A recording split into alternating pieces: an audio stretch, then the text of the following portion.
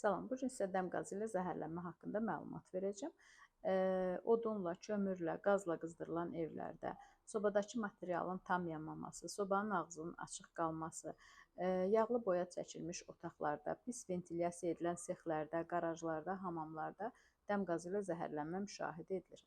Zəhərlənmə şikayətlərinə görə xəstələr 3 qrupa bölünür: yüngül dərəcəli zəhərlənmə, orta ağır dərəcəli zəhərlənmə və ağır dərəcəli zəhərlənmə. Yüngül dərəcəli zəhərlənmələrdə xəstələrin əsas şikayətləri baş ağrısı, başda ağırlıq hissi, hərəkət koordinasiyasının pozulması, döş qəfəsində ağrı, ürək döyünmə və sair şikayətlər olur. Orta ağır dərəcəli xəstələrdə isə kəskin ürək bulanma, qusma, hərəkət koordinasiyasının pozulması, bəzən bayılma, təngə nəfəslik, tənəffüsün səthləşməsi şikayətləri olur.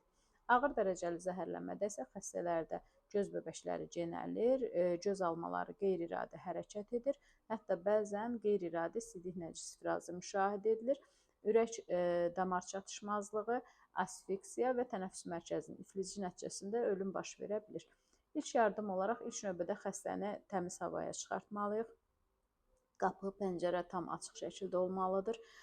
Xəstəyə naşatır spirti ilədirik, xəstəni düz uzadırıq, başını bir qədər yana çeviririk və xəstənin ətrafları, bütün bədən daha doğrusu spirtlə silinir, ətraflarına istiqac qoyulur.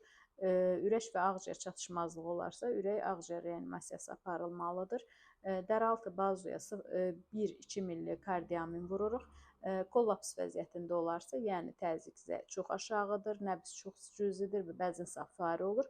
Bu zaman isə dəraltı bazuya 0,5 milli adrenalin, adrenalin də olmazsa 0,5 milli mezaton yeridilir və vena daxili damcı üsulu ilə 500-1000 milli natrium xlorid və yaxud da Ringer məhlulunun içərisinə 2-4 milli vitamin C həll edilərək damcı üsulu ilə yeridilir. Qıcolma olarsa əzələ daxilinə 1-2 milli diazepam vurulur və xəstə reanimasiya şöbəsinə yerləşdirilir.